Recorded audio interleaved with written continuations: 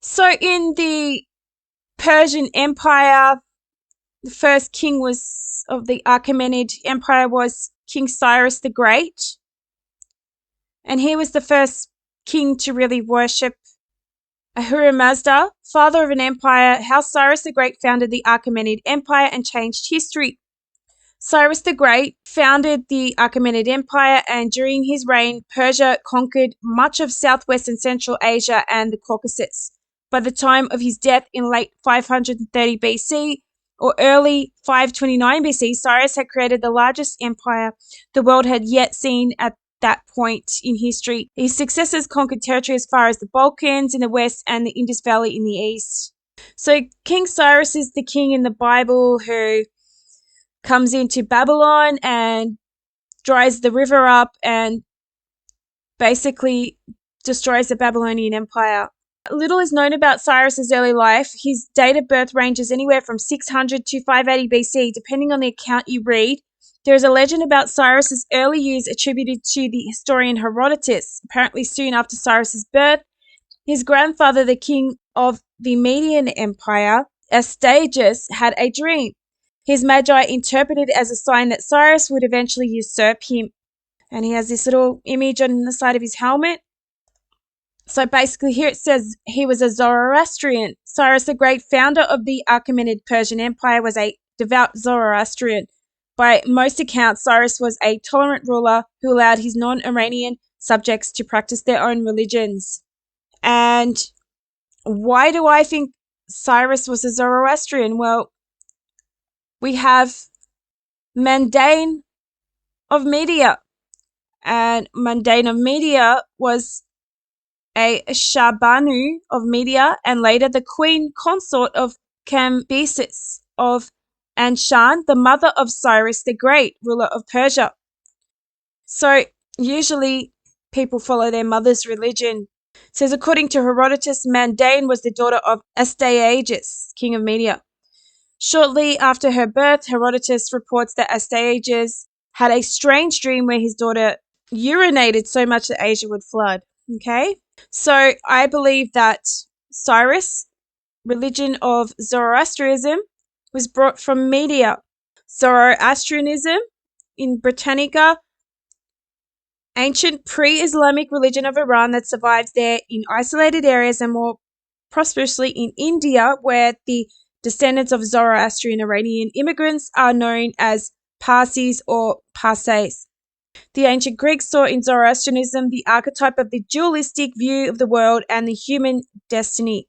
Zarathustra was supposedly to have instructed Pythagoras in Babylon and to have inspired the Chaldean doctrines of astrology and magic.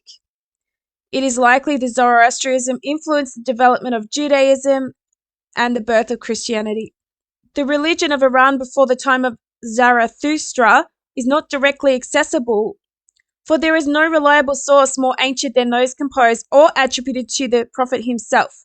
It has to be studied indirectly on the basis of later documents and by a comparative approach. The language of Iran is closely akin to that of northern India, and hence the people of the two lands probably had common ancestors who spoke a common Indo-Aryan language.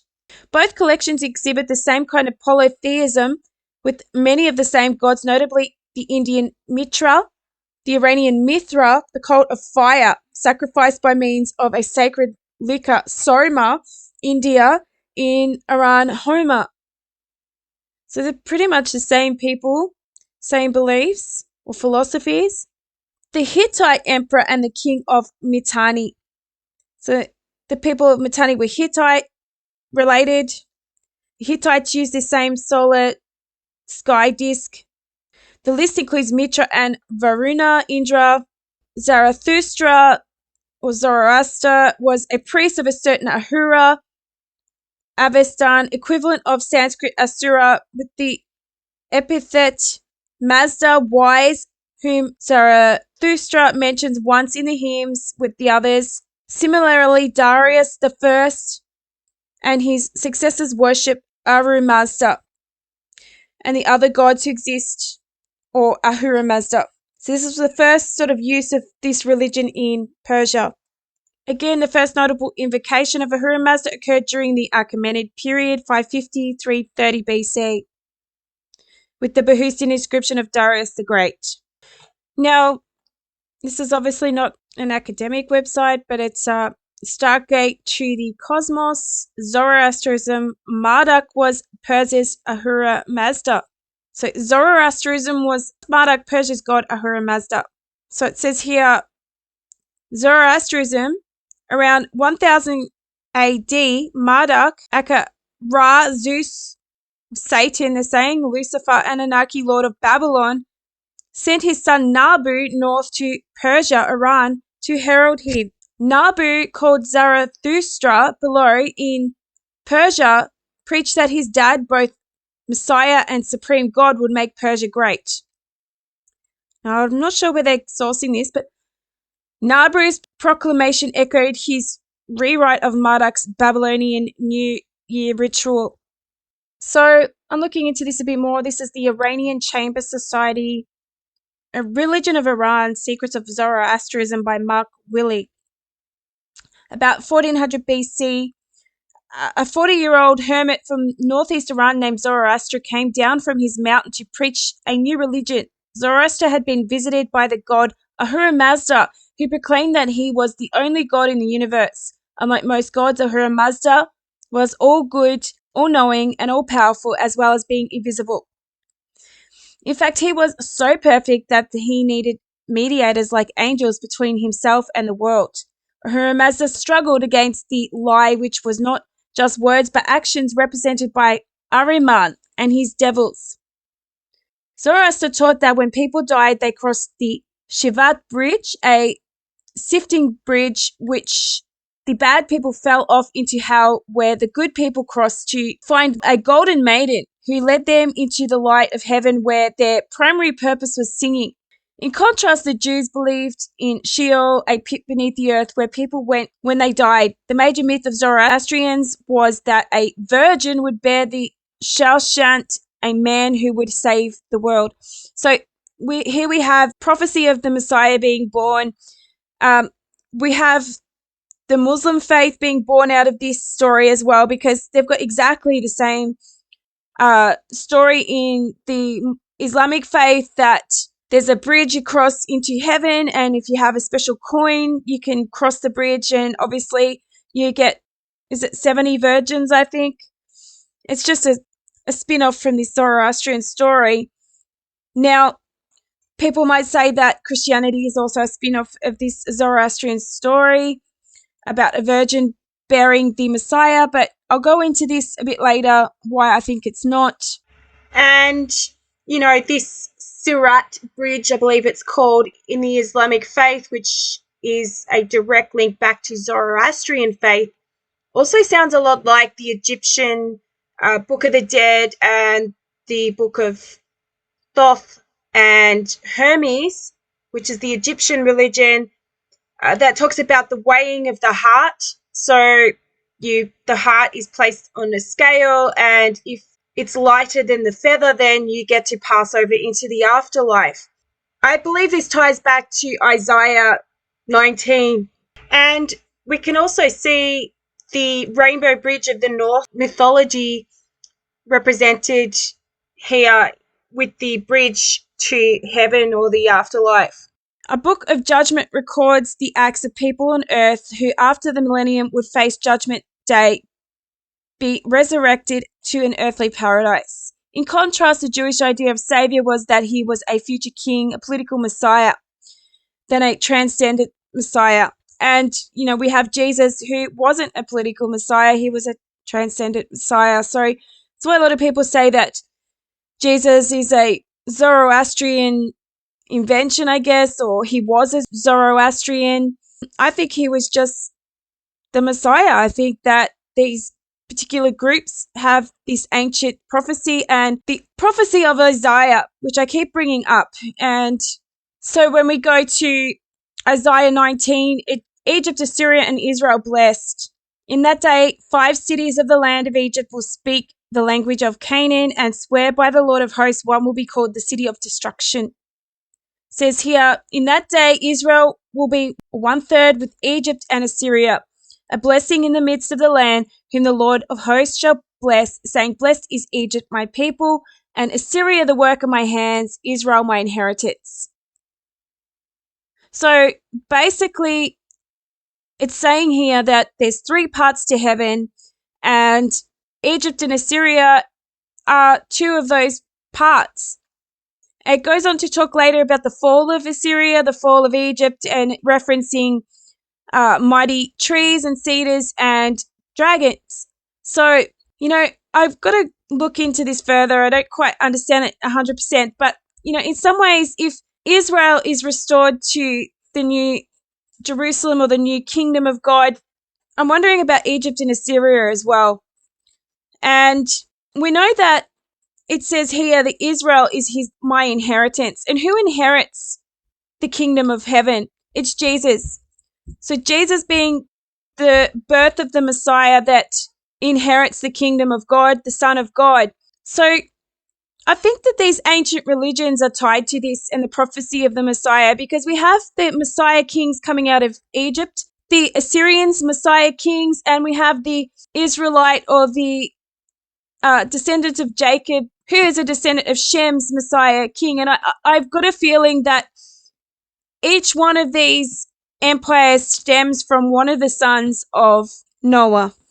So to me, this prophecy in Isaiah 19 verse 24 explains where the Messiah was coming from. So it doesn't matter if these other religions from Egypt being Ham, and from Assyria, I believe, being Japheth, that there's prophecies of Messiah, because the original prophecy was that God would send a Messiah to save humanity. And Isaiah 19 tells us that Messiah was to come out of Israel, out of the line of Shem. I'm just going to apologize about my audio. I'm having a few problems with a particular program and it's not coming out as clear. But I'm going to play this video from a channel I found on YouTube. He's an Indian man explaining what he believes he's found in the Vedas and Indian history. Christians often talk about their God as the God of Abraham, Isaac, and Jacob. However, the Bible history is much older than Abraham, and it stretches all the way back to Noah and further back to Adam. There is about 3,400 years of human history prior to Abraham. So, at least for the Christians, it is important to know as to what happened prior to Abraham. Blessed as we are, the Bible doesn't leave us clueless on this matter. It has the genealogy of Abraham starting from Adam. By cross-referencing these characters in the list with secular history, archaeology, and even the so-called mythologies, one can get a wholesome picture of certain unexplained parts of the biblical history. Now, what is the advantage of knowing all this, one may ask? The advantage is that if you know the truth, the devil cannot lie to you. No one can come to you with a cock and bull story and make you stumble and fall. On the contrary, you can expose a lot of lies, even if billions believe in them. Now, let's get on with the topic.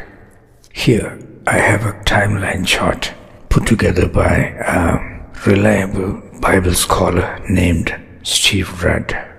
According to this timeline, the great flood of Noah occurred in the year 3298 BC. Now, Noah had 3 sons, namely Shem, Ham, and Japheth. After Noah's flood, they were all living in a city named Arata in the region of modern-day Armenia. From there, Noah's son Shem moved to the Gangetic plains of India and established ancient India. All the Semitic people, such as the Jews, are called the Semites after Shem's name. Now, Shem's government in India was a coalition government with a group of Japhethic people called the Purus. They called Shem Bharat, meaning the fire, because God had given Shem many miraculous victories on his route to India. The Rig Veda gives credit to Indra for all those victories, while in fact the biblical Mizraim, who the Indians call Indra, was not even born when Shem moved to India. Now, Shem the Bharat believed in his father Noah's God Yahweh. He worshipped him in the form of Narayana as the one who rested upon the waters. However, his sons did not. You can trace them back to the Mesopotamian region where the Hindu god Shiva, also known as Nimrod, was very popular. Here, I would like to point out certain strange phenomena that existed right after Noah's flood. The average lifespan of a human being before the flood used to be about 900 plus years. However, even after the flood, the first few generations of people continued to live longer years. For example, Shem lived another 502 years after the flood. And another noteworthy thing, each of those people had their first son when they were around 130 years old. Still, they all got to see their great-great-grandchildren. For example, Shem knew his great-great-grandson Eber for 105 years. So, even if one's son or grandson was unfaithful, one got to see their great-grandson ascend to the throne after them. Because of all this twist of possibilities, back in India, a descendant of Shem named Raghu had been a popular ruler among the people. The Hindu ancestral god, who was the Kushite king Rama, latched himself as the great-grandson of this Raghu through marrying the fair Semitic girl Sita, for which he is also called Raghuram. Now, this Raghu was also the grandson of Eber, after whom Abraham's descendants were called the Hebrews, and their language Hebrew respectively. However, after Raghu's rule in India, the Purus, the coalition partners of Shem, got stronger and came to power. They called themselves Kurus in the latter days. It is during their time the Kurukshetra war, which is the Mahabharata war, occurred. Meanwhile, India was also being gradually taken over by the Kushites of Africa, such as Lord Rama and Krishna, and eventually the Kuru kingdom also faded into obscurity. Now, let me wrap up everything in brief. There was Noah's flood. Then Noah's son Shem established and ruled ancient India as King Bharat. He worshipped Yahweh God in the form of Narayana, and his sons did not. Then Shem's great-great-grandson was Eber, from whom the word Hebrew came. Eber's son was Peleg, during whose time the infamous division of the lands occurred. And Peleg's son was the Raghu we saw earlier. Raghu's son was Serug, who could be the King Sargon of the Kish city. He was a fair Semite, and he mentions in his records that he ruled the black Kushite people for 45 years. Then Serug's grandson was Terah, which sounds a lot like Tehran, the capital city of Iran. There could be some connection there. And Terah's son was Abraham. So, does it make King Sargon the great-grandfather of Abraham? Maybe Abraham proved his caliber when he tackled the kings who kidnapped his cousin Lot. Well, I guess you got some pointers to ponder out of what I shared here. And we were able to see a continuous flow of history within the timeline of the Bible. And that is a good thing for all of us. Thanks for watching. Friends, about 2/3 of the Holy Bible is the work of the Jewish writers. And these writings have a lot of prophecies about Jesus. However, the Jews would deny that. Some older literature, such as the Hindu Vedas, also point to Jesus at different places in the form of a person called Prajapati. Now, the Hindus would deny that. It is mainly because of their lack of knowledge about ancient history. They know the writings in the Vedas are ancient, but how ancient, they don't know. They don't even know why the Vedas are named Rig, Yajur, Sama and Atharvan. However, some people who have studied both the Vedas and the Bible point out certain slogans that talk about Jesus. It is in a short song form. I translated it for you. Pause the song at different points and read the screen. You may agree with me. Here we go. Om Shri Brahma Putraya Namaha. Om Shri Kanni Suddhaya Namaha. Om Shri Umadhyaya Namaha. Om Shri Sibilishtaya Namaha.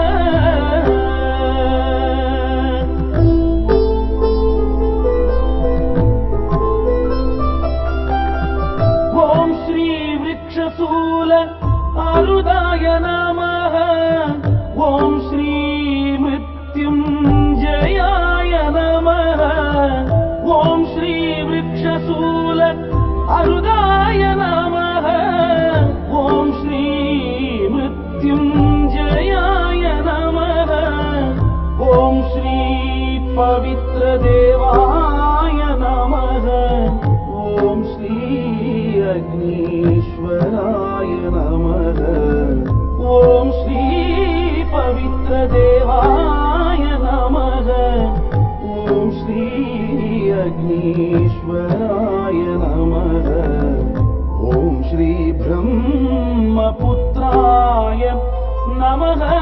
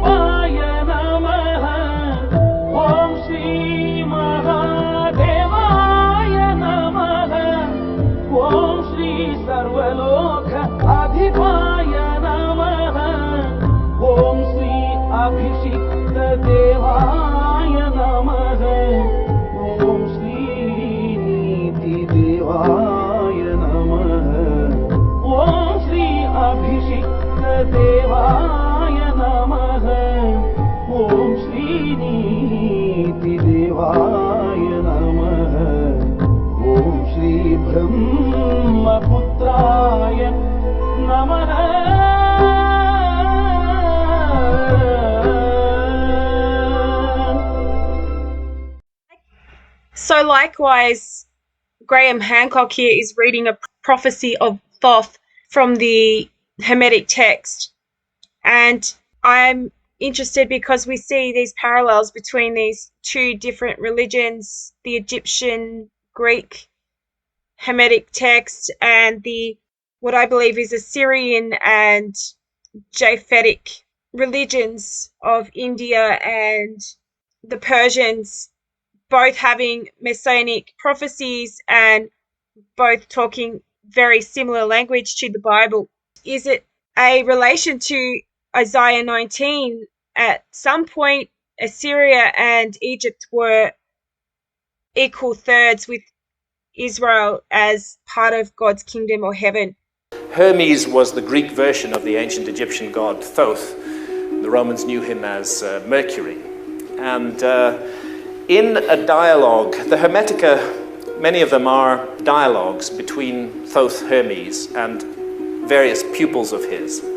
And in one called the Asclepius, a lament is presented. And it's like a prophecy. It's a bit like the Mayan prophecy.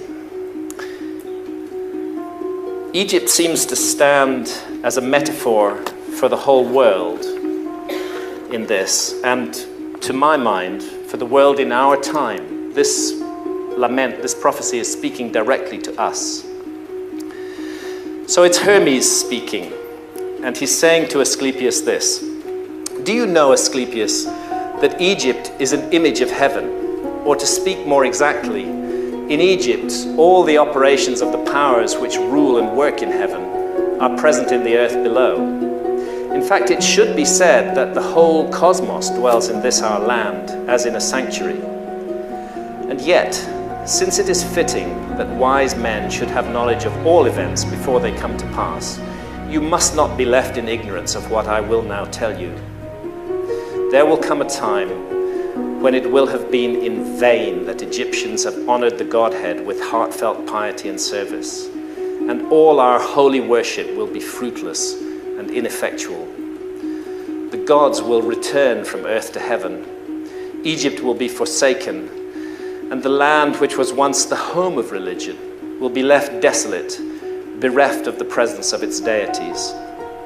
O Egypt, Egypt, of thy religion nothing will remain but an empty tale, which thine own children in time to come will not believe. Nothing will be left but graven words, and only the stones will tell of thy piety. And in that day men will be weary of life, and they will cease to think the universe worthy of reverent wonder and worship. They will no longer love this world around us, this incomparable work of God, this glorious structure which he has built, this sum of good made up of many diverse forms, this instrument whereby the will of God operates in that which he has made, ungrudgingly favoring man's welfare, this combination and accumulation of all the manifold things that call forth the veneration, praise, and love of the beholder. Darkness will be preferred to light, and death will be thought more profitable than life. No one will raise his eyes to heaven. The pious will be deemed insane, the impious wise, the madman will be thought a brave man, and the wicked will be esteemed as good. As for the soul, and the belief that it is immortal by nature or may hope to attain to immortality, as I have taught you, all this they will mock, and even persuade themselves that it is false. No word of reverence or piety, no utterance worthy of heaven will be heard or believed. And so the gods will depart from mankind, a grievous thing, and only evil angels will remain, who will mingle with men and drive the poor wretches into all manner of reckless crime, into wars and robberies and frauds and all things hostile to the nature of the soul. Then will the earth tremble and the sea bear no ships. Heaven will not support the stars in their orbits. All voices of the gods will be forced into silence. The fruits of the earth will rot. The soil will turn barren, and the very air will sicken with sullen stagnation. All things will be disordered and awry. All good will disappear. But when all this has befallen Asclepius, then God, the creator of all things, will look on that which has come to pass, and will stop the disorder by the counterforce of his will, which is the good. He will call back to the right path those who have gone astray. He will cleanse the world of evil, washing it away with floods, burning it out with the fiercest fire, and expelling it with war and pestilence. And thus he will bring back his world to its former aspect, so that the cosmos will once more be deemed worthy of worship and wondering reverence. And God, the maker and maintainer of the mighty fabric, will be adored by the men of that day with continuous songs of praise and blessing. Such is the new birth of the cosmos. It is a making again of all things good, a holy and awe-inspiring restoration of all nature, and it is wrought inside the process of time by the eternal will of the Creator. So it says here the whole eschatological scheme, however, of the last judgment, rewards, the punishment, etc., within which immortality is achieved is manifestly Zoroastrian in origin and inspiration. After Zoroaster died, his religion became corrupted by the Magi, a celibate priesthood who took over his religion and mediated between man and Ahura Mazda. Now, this sounds really familiar, doesn't it? The priesthood introduced many pre-Zoroastrian gods into the religion. Ahura Mazda, the sun god Mithras, and the most important archangel, Spenta Mayanu, Holy Spirit, formed a holy trinity. So doesn't this sound like the Chaldean astrological pantheon, the sun god, the moon god, and, it's quite possible that these magi were a Chaldean origin that has taken over this inspiration of Zoroaster. So, we see this in the Islamic religion of Muhammad, and we see this in the Roman Catholic version of Christianity, these celibate priesthood that are infiltrating the concept of salvation through Messiah. Now, I wouldn't say, obviously, the Islamic priesthood isn't celibate, but what I'm saying is that with Muhammad coming from Nabataea and from Petra, I do believe that this religion may have been set up by this particular priesthood. It said that his wife was a Jewish merchant from Petra, which is really odd because I don't see how the Jewish merchants were in Petra or the Israelite people, but then she's a very rich merchant family, and she's also said to be one of the first Roman Catholic nuns. So there's a lot of strange stuff about Muhammad's wife. However, as Herodotus reports in his first book, paragraph 131, the Persians had no images of their gods and considered the use of them as a sign of folly. So that's, pretty much as the ancient Israelites did. By contrast, the Jewish temple of Solomon was filled with various gods. Well, this is true. And Solomon did have his 1,000 wives and concubines that infiltrated into the kingdom of Israel. The rite of Zoroastrian initiation was baptism by either blood, urine, or water. In contrast, the Jewish rite initiation was Egyptian custom of circumcision. The Zoroastrian doctrine of Zvana is the idea that emanations from the sun are collected in the head and radiate in the form of nimbus and rays. Zoroastrians celebrated the birthday of Mithras on December 25th. And this doesn't sound so crazy today when we talk about the sun and the electromagnetic frequencies that come from the sun. We've got the Schumann resonance. Our body has a electromagnetic frequency, and it's quite possible that as the sun changes in its solar weather and its frequencies, that this could actually influence us, and it has been shown to influence our psychology and our brainwaves. So the primary ritual of Zoroastrianism was the Soma ceremony, consisted in the extraction of juice from the Homa plant by the priest during the recitation of prayers and formal presentation of the liquor extracted to the sacrificial fire. Now, I'm just wondering, was this introduced by these magi? Because we've got the Soma drink of the Amanita muscaria mushroom, which quite possibly it was used by the Central Asians and the Scythian people, but it could have also been a version of the cannabis plant or hashish oil. In my last video, I posted an experience from Bill Schneeblen, and he was talking about when he was indoctrinated into the Shriner Freemasonry, and he was given some kind of drug, and he said it was hashish because he'd had it before. Now, it's interesting that he said that because I think it was actually a Soma ritual. And in the Vedas, there's a description of making Soma, which is a green plant that is grinded and it is filtered through a lambskin wool. And they take the oil, which might have been, to me, a description of making ancient hashish. But, they clearly use these hallucinogens, which the Amanita muscaria was one of those. We've got ayahuasca, and we have these sacred plants used for reaching a type of hallucinogenic state. So it says Zoroastrians celebrated the birthday of Mithras on December 25th. Now, again, was this because of these magi? Because we know that December 25th is the winter solstice, then the point where the sun stops in the sky for 3 days and then starts moving south again, I believe, in the northern hemisphere. For us in the southern hemisphere, it starts moving north, or vice versa. I'd have to look that up. It's a bit confusing.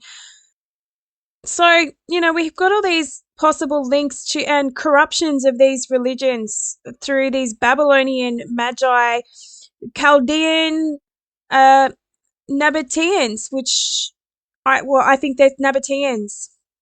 Going on that Marduk was Zoroaster. Now, I'm not sure about that, but let's have a look at who Nabu is. It says Nabu, sometimes known as Tutu, is the Babylonian god of wisdom, learning, prophecy, scribes, and writing, and was also responsible for the abundant harvest and all growing things. His name means the announcer, which refers to his prophetic and creative power in calling forth words, the harvest and other plant life, and the visions of prophecies. So his wife was Tashmit, also known as Tasmitu, and later Nanya. So is that Inanna? Nana, the moon goddess, who was originally the divine consort of the Sumerian god Muati, who became syncretized with Nabu. Nabu himself was developed from the earlier Sumerian goddess of writing and accounts, Nisaba. So from the early Sumerian origins, Nabu became increasingly popular during the Old Babylonian period, 2000 to 1600 BC, and particularly in the reign of Hammurabi. So we've got this Hammurabi code link here. When generally male deities were elevated in Mesopotamia in the expanse of older goddesses. In some myths, Nisaba is Nabu's wife and divine assistant in keeping the records and maintaining the library of the gods. So originally regarded as the advisor and scribe of the god Marduk. And so here we have Marduk. Following the Kassite period in 1595 BC, Nabu was regularly depicted as Marduk's son and almost equal to him in power.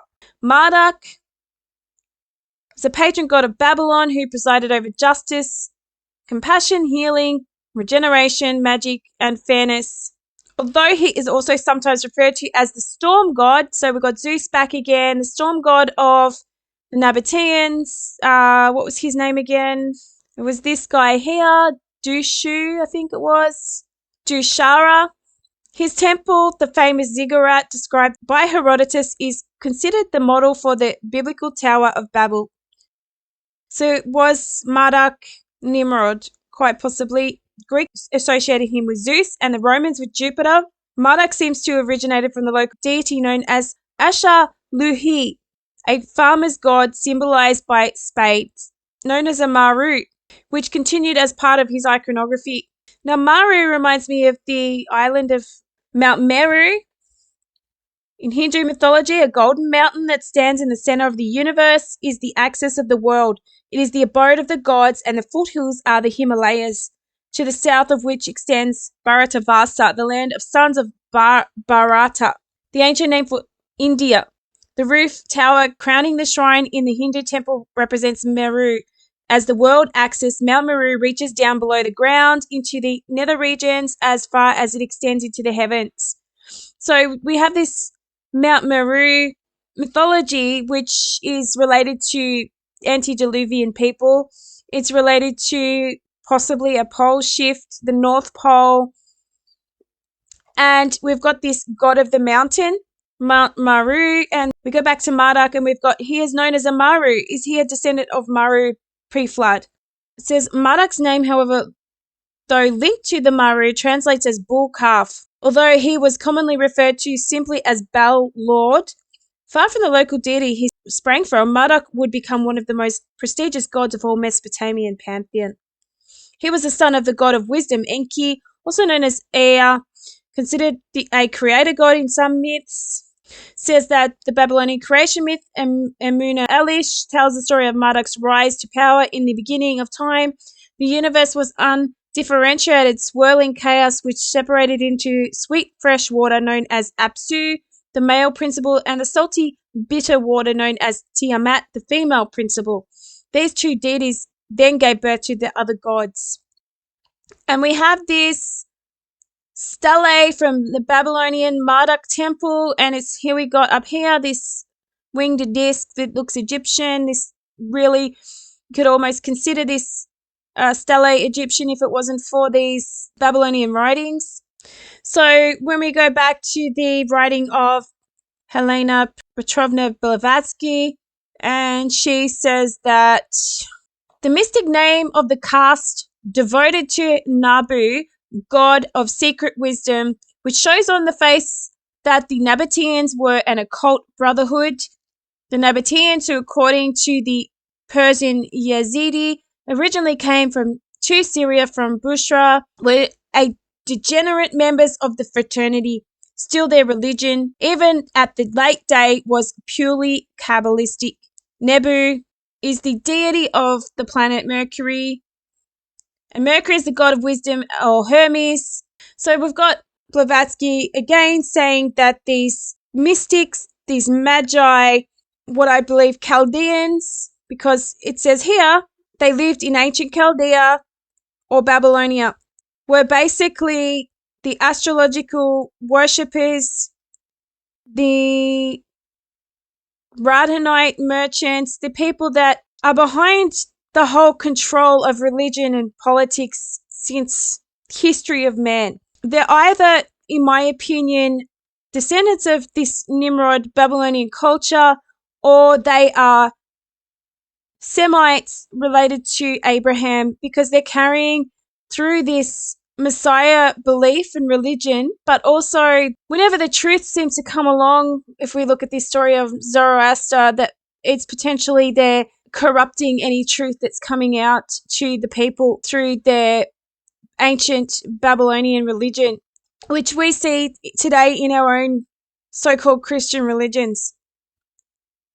And I believe what Jesus was warning about, I think Jesus, out of all of these gods that were messiahs, if people want to say there were messiahs before Jesus, not one of them transcended, not one of them became the first fruits, the new creation, and that's what Jesus was here for. So, we've got these prophecies of messiahs, but Jesus came and Jesus became the second Adam, and he showed us what God's purpose for humanity really was. They came from present-day Iraq. It is not inconceivable that they had a branch in Petra, since various sculpted motifs in Petra corresponds to these of ancient Chaldea or Babylonia. But we will restrict ourselves here to the manuscript and its context. It says, in the Secret Doctrine, H.P. Blavatsky repeatedly refers to Nabataean agriculture. She must have really thought a lot about this manuscript. So finally, why do I think that this prophecy of the Messiah is not Zoroastrian or Persian or any of these other religions? And I think it's Semite. I think it does come from the people prior to Israel, because in the early Bible, the Semite people were not Israel. They didn't become Israel until Jacob became Israel, and his 12 sons became the tribes of Israel. The first prophecy was given to Abraham, and Abraham came out of Babylon or Ur, and his family were there. It says here, Abraham and Melchizedek. The Melchizedek, king of Salem, brought out bread and wine. He was the priest of the Most High.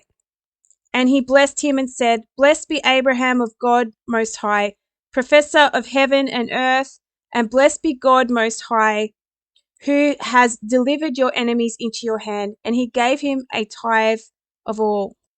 So now King of Sodom said to Abram, Give me the person and take the goods for yourself. But Abraham said to King of Sodom, I have raised my hand to the Lord God Most High, the possessor of heaven and earth, and I will take nothing from a thread to a sandal strap, and that I will not take anything that is yours, lest you should say, I have made Abraham rich, or Abram rich, except only that the young men have eaten and the portion of the man who went with me. All right, so it appears that Abraham knows Melchizedek. He is part of this religion, of this priesthood, and Melchizedek's from Salem, and he's doing the bread and wine tradition that Jesus installed. And he was the priest of God the Most High. So that's pretty much the title that Jesus took on. So he was not of the priesthood of Aaron, the Levites. He was the priesthood of Melchizedek. And this is where I believe the prophecy of the Messiah has come from. Melchizedek was a king and he was a high priest from Salem. In the Strong's Hebrew, Salem is 7999 Shalem. The definition is to be complete or sound. In the Strong's Exhaustive, make amends, make an end, finish, give, forgive again, make good, repay again. Primitive root, to be safe, in mind, body, estate. Figurative, to be causatively, make complete. 8004 Shalem, peaceful, an early name for Jerusalem from Shalem. So basically, Salem is a place of peace and completion. Jerusalem, teaching of peace, the chief city of Palestine, proper name of the location.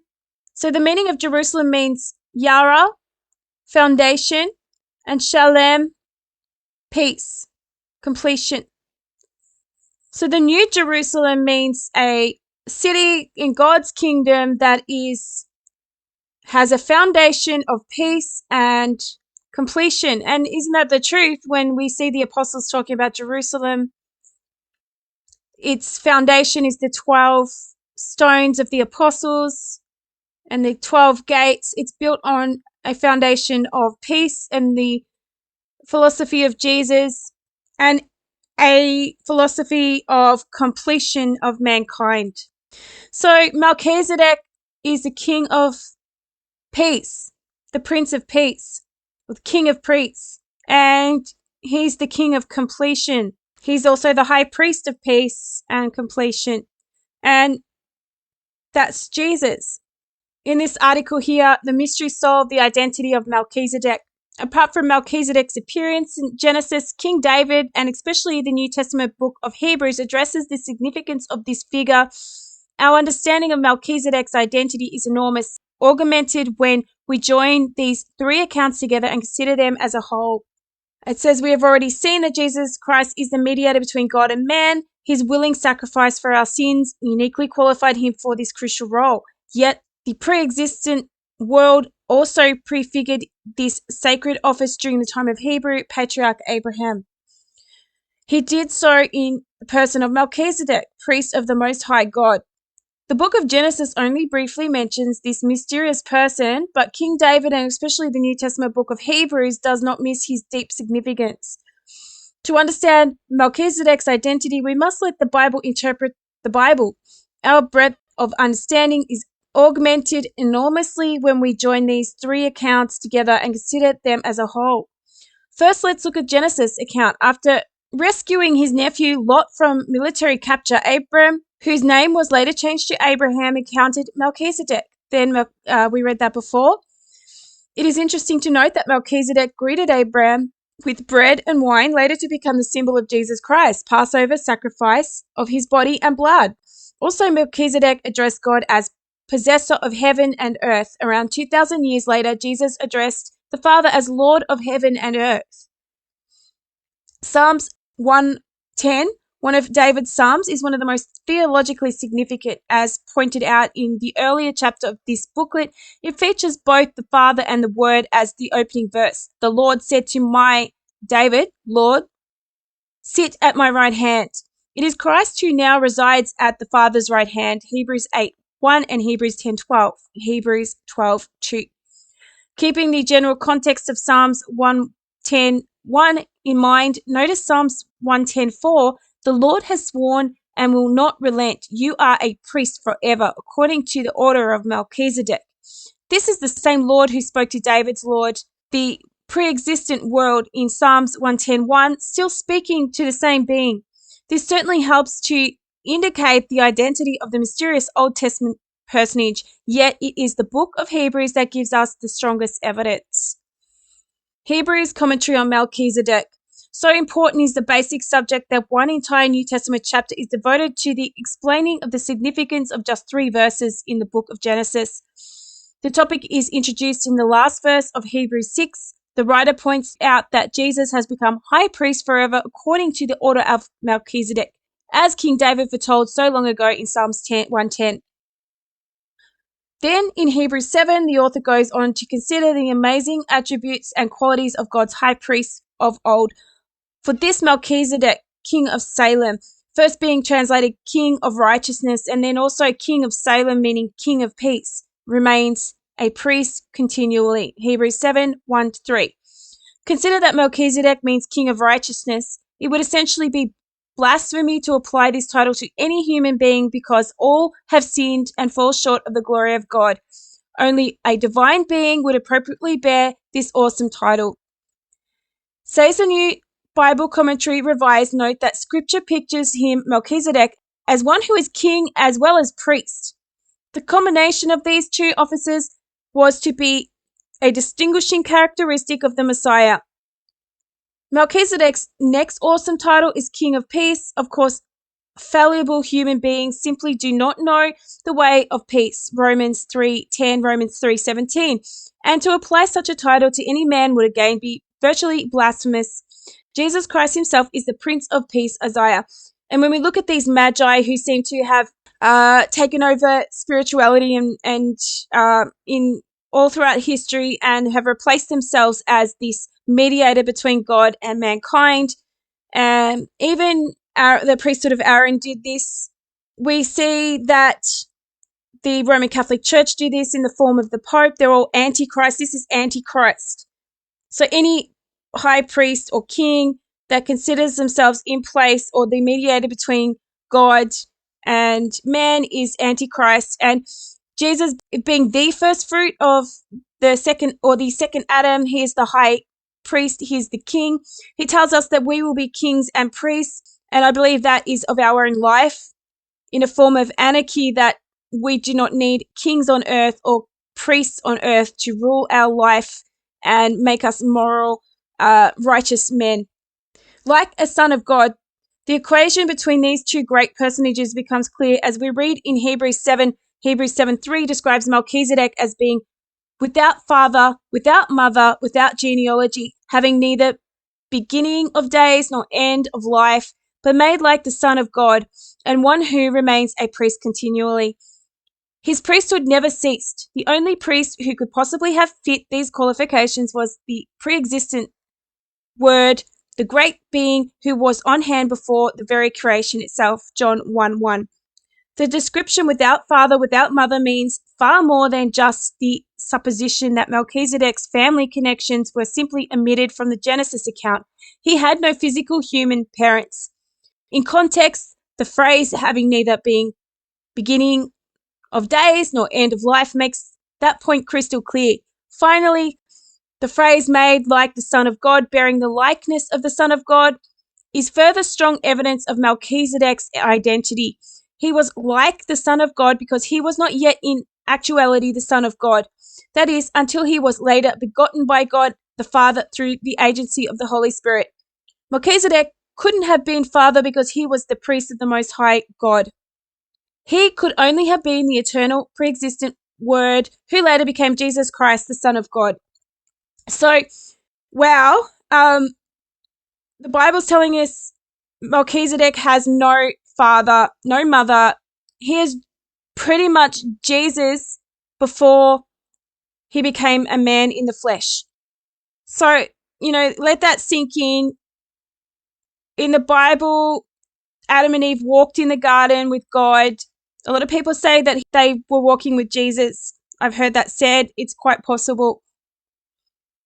We have these ancient stories of a Messiah, a king and high priest. It's coming from Melchizedek. And Jesus has been around eternally. People say that it was Jesus that Moses met on the mountain. He was the burning bush, and this relates back to this Zoroastrian fire worship or fire god. He was a burning bush. Why was Jesus so significant? Yes, he was linked to all these ancient Messiah legends because he was prophesied by himself, Melchizedek. And it wasn't until he was born in the flesh. He had to be born in the flesh to be like us.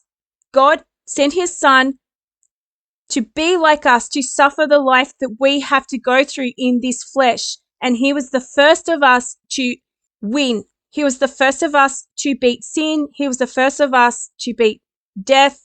He was the first fruits of the new creation of man, the second Adam.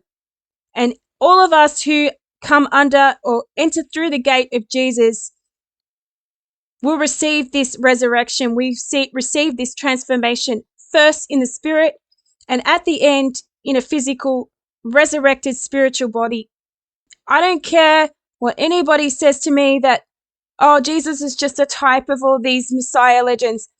Through my studies, I have shown that all of these religions come from Babylon. They come from the one source. And there's a corruption from Babylon, from these magi, who I believe are these Nabataean people. Herod is directly a link to them. The Bible is never wrong. The Bible is either completely wrong or it's completely right. In my mind, and in my belief, if Jesus is who he said he was, and if God birthed him in this human body at this time, and he prophesied it was through a virgin, and that there was a dragon that would try to kill him, that dragon to me is King Herod. And there's no coincidence that the Herod family, coming from Edom and from Nabataea, and these Nabataeans linking back to Babylon and the Magi, it's not a coincidence to me that Herod is some random man or some random family.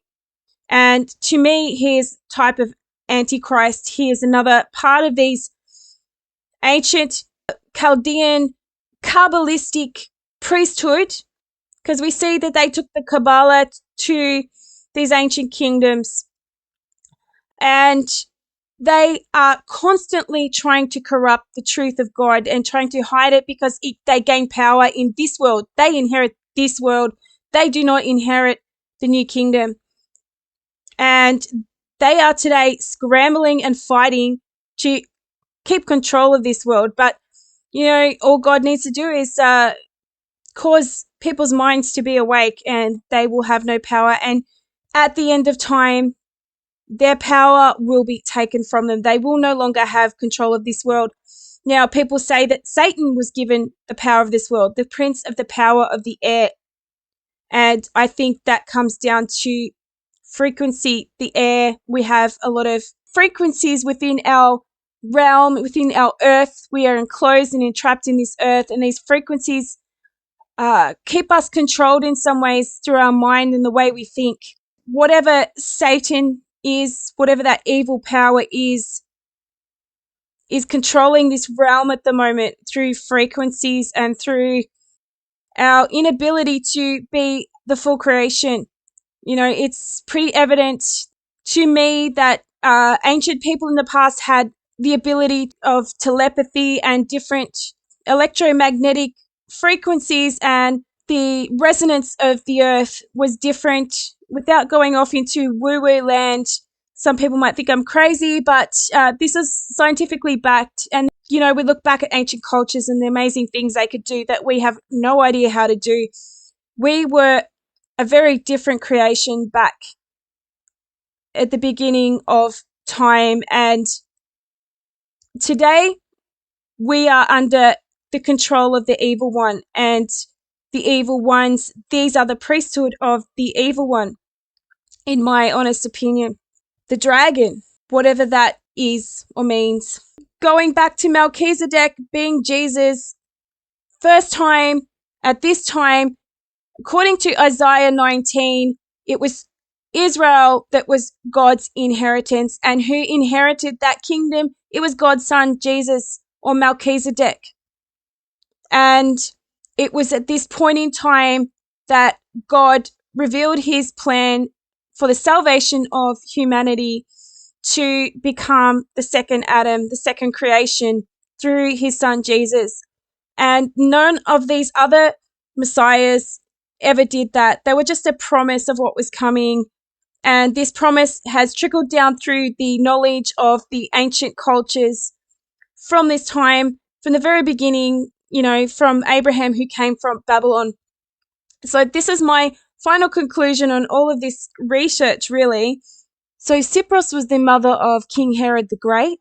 It says Cypros, a Nabataean Arab princess from Petra in present-day Jordan. Herod's father was by descent an Edomite with a Jewish mother.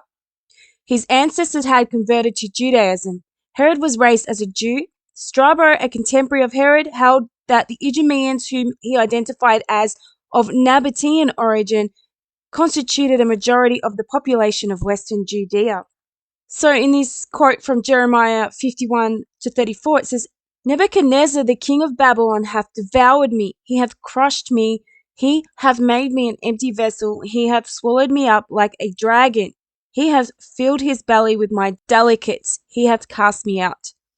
So it's referring to Nebuchadnezzar here as a dragon.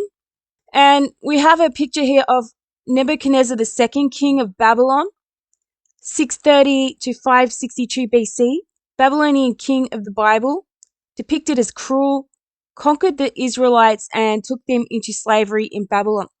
And I just want to point out here the Nebu, the god Nebu, and Nebuchadnezzar was a Chaldean. King Nebuchadnezzar II was the son of Nabopolassar, who came from the Marduk-worshipping Chaldean tribes. Now, Marduk was the dragon, living in the extreme southern part of Babylonia. Nabopolassar started the Chaldean period, 626 to 539 BC, by restoring Babylonian independence, following the fall of the Assyrian Empire. So Babylon under Nebuchadnezzar, or the beginning, the golden head of the statue in Daniel, was a Neo-Babylonian or Chaldean empire. And Nebuchadnezzar rebuilt the ziggurat of what was possibly the original Tower of Babel. There's a good video on that out from the Expedition Bible channel on YouTube, and the video is called Search for the Tower of Babel. So the irony of this is that Nebuchadnezzar was told in the book of Daniel to be the golden head of the statue that was the beginning of the global empires after the fall of Egypt and Assyria, who were the other 2/3 of heaven with Israel, who had been cast to the earth. Nebuchadnezzar being a Chaldean king and a Semite. According to Blavatsky, the Nabateans, who, according to the Persian Yazidi, originally came to Syria from Busra, where the degenerate members of that fraternity still bear religion, even at the late date, was purely Kabbalistic. Nebo is the deity of the planet Mercury, and Mercury is the god of wisdom, or Hermes, and Buddha, which the Jews called the Lord on high, the aspiring. The Greeks, Nabo, hence Nabateans or Nabateans. So in Nabatean agriculture, we've got the Iraqi Nabateans. They lived in ancient Chaldea or Babylonia. In Malachi 1-3, it says, Was not Esau Jacob's brother, saith the Lord? Yet I loved Jacob and I hated Esau, and laid his mountains and his heritage waste for the dragons of the wilderness. So, who inherited the area of Edom and who took their trading routes and their inheritance? It was the Nabateans, which directly link back to Babylon and King Nebuchadnezzar, the Chaldeans, and the worshippers of Nabu. These are the Magi and the Chaldean astrologers that were in Rome and various places. And finally, in Revelation 12, we have the great sign appeared in the sky, a woman clothed with the sun, the moon under her feet, and on her head a crown of 12 stars of the 12 tribes of Israel. She was with child and wailed aloud in pain as she labored to give birth. And the other sign appeared in the sky. It was a huge red dragon. So we know that Esau's red.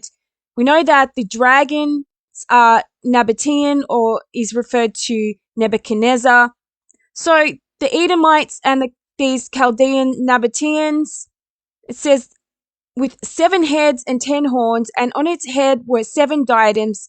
Its tail swept away a third of the stars in the sky.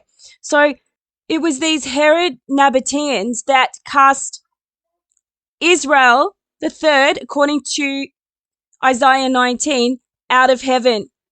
They were the last third of heaven left. They were cast to the earth.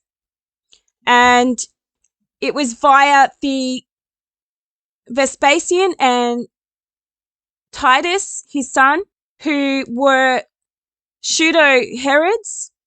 It looks this way, that they were related to the Herod family. And it would appear that these Nabataeans have a stronghold in most of the empires of power at that time. How do we know this red dragon was Herod? Because it says, and he hurled them down to earth. Then the dragon stood before the woman about to give birth to devour her child. When she gave birth to a son, a male child destined to rule all the nations with an iron rod. Her child was caught up to God and his throne. The woman herself fled into the desert where she had a place prepared by God. Now, this is metaphorical. The woman, being Israel, cast to the earth. She's out in the wilderness, and the dragon chases her into the wilderness. So what we're seeing is this Chaldean priesthood chase the true woman, the true Israel, into the wilderness. And this is a metaphor for the Messiah and Israel that gave birth to the Messiah. Israel, mine inheritance, Isaiah 19. It's also literal. We've got Mary, Jesus, and King Herod representing the dragon, as King Herod tried to kill the Messiah, murdering all the male children 2 years and under in Bethlehem. I think that King Herod was a descendant of these Mesopotamian Chaldeans through these Nabataean people. The hatred for God's people through the Edomite tribes. He was half Edomite, half Nabataean. He was the dragon of Revelation 12.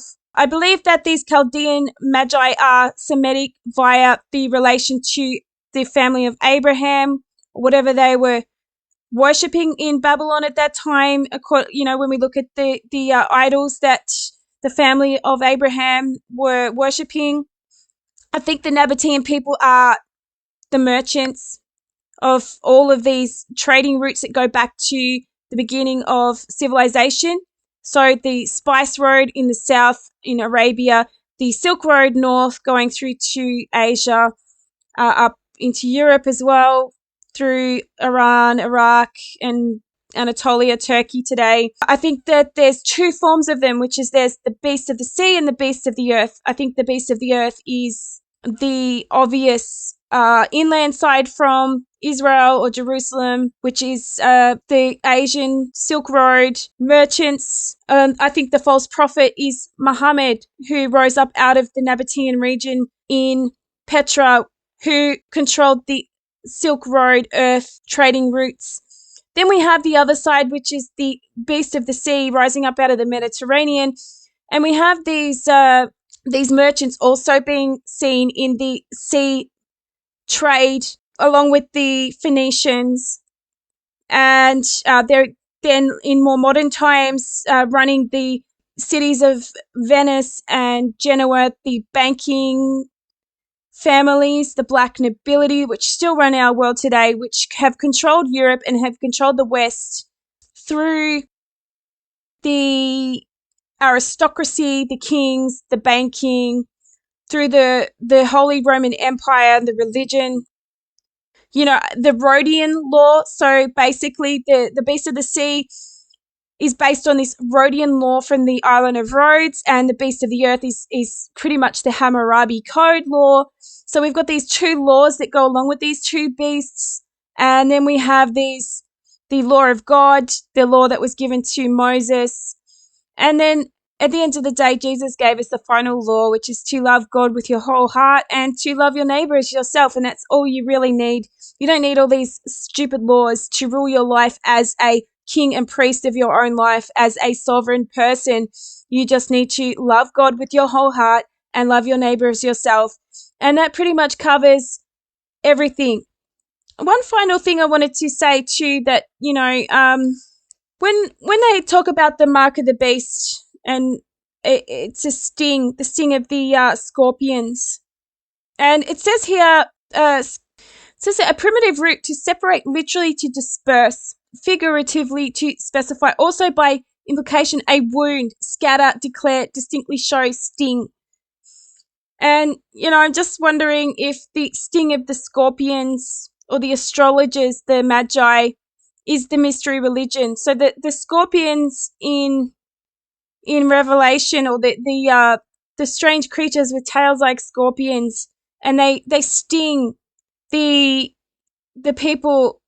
If we look at the Strong's definition of the word sting, it's basically showing to scatter, to separate. So basically, by believing this mystery religion, we separate from God. And, we've got the sorcerers and their pharmakeia and all of this stuff that they're putting there is separating us from God. Also, these Chaldean priesthood and the sting of Babylon is one that is separating the true people of God, and we are scattered throughout the earth and forgetting who we are and who we belong to. So anyway, I hope everyone enjoyed this talk. I want to go on a bit further later to talk about Simon Magus and how the Roman Catholic Church was started. Hopefully, if I get time to do that. But I kind of feel like this Herod thing is concluded for me. Take what you will from it. I don't know if you believe what I'm saying, but to me, I see a direct revelation here of who these people were, where they've gone throughout empires, and this is no coincidence. That it's no coincidence that Jesus was born to a virgin. It's no coincidence that the dragon was sent to devour the child, and it's no coincidence that that dragon to me was the Herod family, and I think they are an aristocratic family that is directly linked to this group that Blavatsky talks about, the mystic caste name of devotees to Nebo. So it's no coincidence that King Herod was a Nabataean. Everybody talks about him being an Edomite, but via his mother's side he was Nabataean, and the Edomites had intermingled with the Nabataeans. It's no coincidence that Muhammad was a Nabataean. His wife was a Nabataean merchant. Muhammad, the false prophet, was a Nabataean. It's no coincidence that the merchants are Nabataeans. The trading people of the Negev and the Spice Road, it appears the Silk Road also, because we have King Herod establishing the Nabataeans in Samaria, allowing them free trade on this Silk Road. And we see him establishing Babylonian Jews in Samaria also. It's no coincidence that the Rhodians in Rome were kicked out by the Roman rulers because they were causing trouble with their Babylonian astrological religion, and they were called the Babylonian astrologers and Jews, who were basically kicked out of Rome. These Nabateans were involved not only in the land trade and the spice route, they were also involved in the sea trade and were trading with the Phoenicians. So the beast of the earth and the beast of the sea. And finally, just to show that, I'll show these coins from the Herod Empire, and we have a picture of the temple, and above the temple is this 6-pointed star. Thanks for listening, everybody.